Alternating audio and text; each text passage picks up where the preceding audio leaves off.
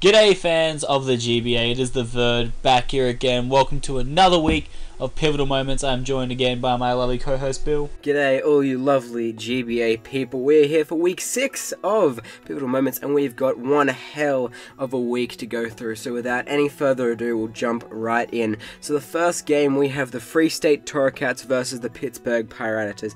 And the one point that I want to talk about is the Staraptor living the Ice Shard from the Weavile. Top invested enough HP so that after he was able to kill a Keldeo or kill anything on Duncan's team, he was able to live an Ice Shard and then kill the Weavile. This was fantastic, as Weavile could have been a big threat to his team. The other big moment, I guess, in this game was Duncan realizing that one of the ways that he could win this game was through Timer Stall. Now, Duncan admitted that he could have won this game without Timer Stall, but still decided to do it. Now, nothing against him. Like, obviously, you have to do what you have to do in order to win.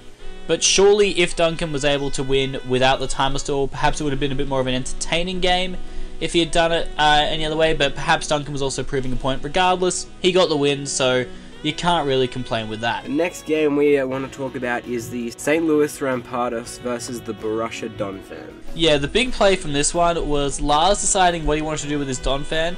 Unfortunately, it ended up timing out, but the Delmise missed a Power Whip, allowing Donphan to go for the Earthquake to put it in range of an Ice Shard next turn. So it was quite unfortunate for Dan, and it ended up working out exactly well for Lars, so quite fortunate there, but definitely pivotal in the game. The next game we want to talk about is the Philadelphia Scissors versus the Tampa Bay Luxrays.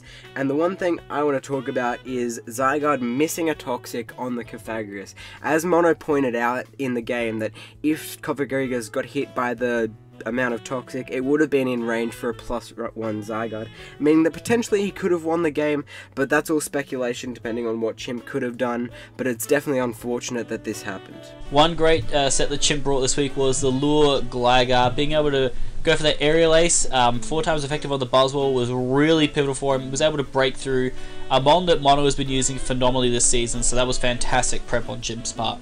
The next game we want to talk about is the Florida Gators versus the San Francisco Arcanautas. Of course, we haven't seen Georgia's side of this battle, so we're only going off what Gator has shown. And one thing that we've noticed out of Gator's side is that Specs Latios just put in so much work. He never really revealed he was Specs until the Togekiss went down, and then he was just able to spam Thunderbolt or Ice Beam or whatever it was, and he was just able to pick up so many kills, and he just put on so much pressure, which I think was an amazing set. It was a fantastic bring on Gator's part.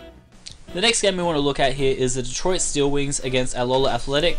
Now, one big play was Callum going for the SD with Extra Drill late game, and Crimson staying in and going for close combat with Cobalion. Now, while some might think this is a bit of a 50-50 play, you have to look at it from Crimson's point of view. Crimson knew that even if Extra Drill went for EQ and knocked out his Cobalion, that he had a Serena in the back that was basically designed ready to take this thing on.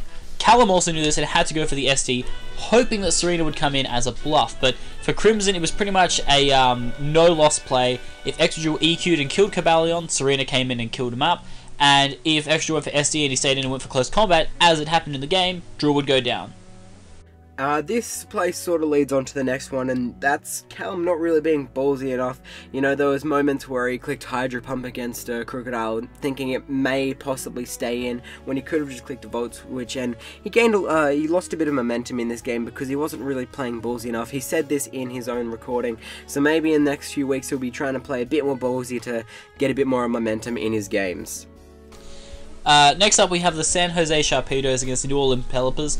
One big moment from this game was that Tom set up Toxic Spikes. However, this kind of came back to bite him in the ass because it did activate Milotic's Marvel Scale. Now, as John has shown earlier in the season, Marvel Scale Milotic is an incredibly hard wall to break through. So the fact that Tom was basically...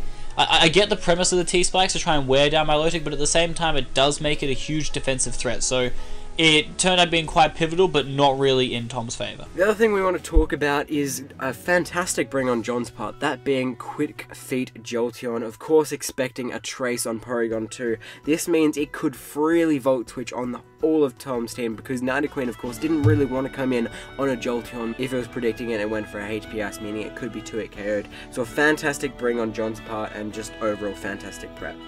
The next game we want to look at is the match between the San Francisco Giants and the Milwaukee Sawsbucks, and both teams needed to win. One team got a win, which was Geo And one of the big reasons why he got the win, I think, at the end, like, both of them played really well. It was a very good back and forth match. There was a lot of hacks in it, and the hacks that really affected Gio was how he got frozen, but then unthawed himself on the very next turn. This was really crucial for Gio, as if he was frozen for one more turn, Battler X probably would have won the game, so was very fortunate and was pivotal in his win.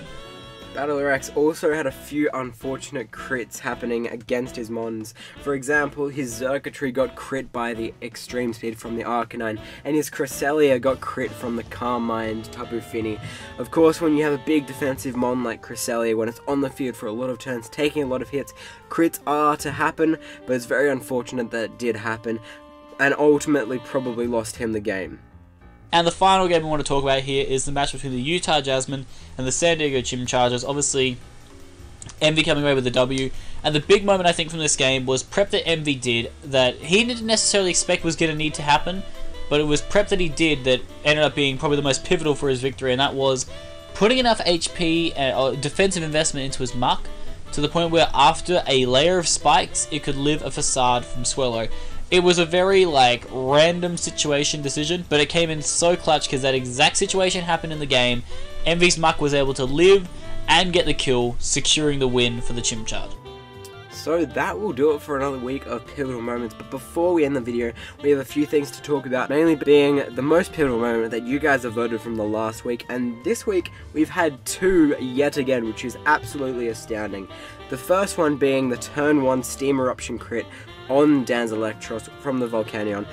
And the other big pivotal moment was Pyukumuku putting in so much work against Duncan's team, walling most of it, and allowing him to get that slow baton pass out to Heatran a lot of times. And of course, the overall for the entire season top play is still the Raw Druddigon and the Raw Tyranitar. This has really been on top of the ladder for the entire season, so it'll be interesting to see what will win next week. Will it be the Volcanion crit, the Raw Druddigon and Raw Tita, or the Pyukumuku gaining a lot of momentum for Gator? Let us know in the description below. There should be the Google form there. Fingers crossed we've actually put it in there for you guys to fill out. But we hope you have enjoyed this episode of Pivotal Moments. If you have, make sure that you like this video. Don't forget to also subscribe to the GBA channel and go check out all of the GBA coaches that are part of this season. But with that, we'll leave you to have a good rest of the day. My name is Bill, that's Verd, and adios.